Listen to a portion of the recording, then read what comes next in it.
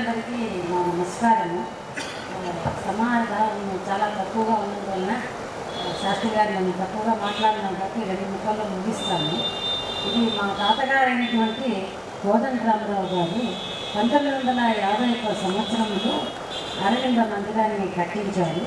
అప్పుడు అరవింద నగర్ అనేది లేదు, ఒక జనరల్ హాస్పిటల్ ఒకటే ఉన్నది.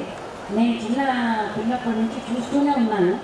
ఒక జడ్జి బంగ్లా, కలెక్టర్ బంగ్లా, జనరల్ హాల్.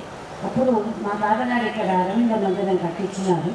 1957 సంవత్సరంలో శ్రీకృష్ణ విగ్రహాన్ని కూడా ప్రతిష్ఠించినారు.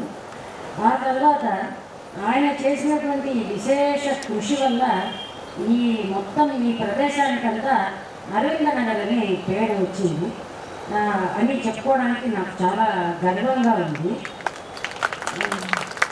తర్వాత ఆయన చాలా కార్యక్రమాలు అరవిందుల గారి యోగం పైన, శ్రీకృష్ణ భగవద్గీత ఉపన్యాసాలు, ఇలాంటివంటి చాలా స్వాములు చాలామంది వచ్చి పెద్ద వాళ్ళంతా ఉపన్యాసాలు ఇస్తూ ఉండేవాడు.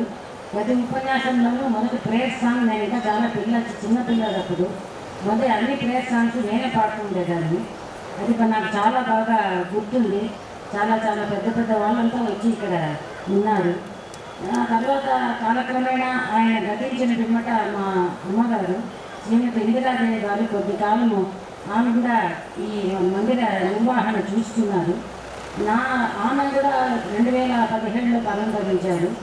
ఆమె పోయిన తర్వాత ఈ బిల్డింగ్ చూస్తే చాలా పాతగా కనపడింది నాకు.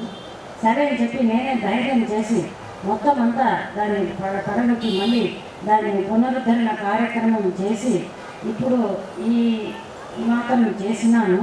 ఇంకనూ చేయవలసింది చాలా ఉంది, చేస్తానని నాకు చాలా ధైర్యంగా ఉంది. ఆ ధైర్యం అంతా శ్రీకృష్ణ భగవానుడు, నేను నమ్ముకున్నటువంటి గురువులైనటువంటి శ్రీ అరవింద వారు నాకు ఇస్తారని నేను చేశాను.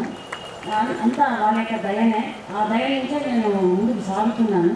ఇక ముందు కూడా వాళ్ళ దయ నా మీద చాలా ఉంటుంది. ఈ సభకు మీరంతా ఇచ్చేసి నాకు చాలా సంతోషంగా ఉంది వజ్రోత్సవాల్లో పాల్గొన్నదానికి. తర్వాత పెద్దలు ఇంకా మాట్లాడవలసినంత చాలామంది ఉన్నారు. మీకందరికీ నా ధన్యవాదాలు.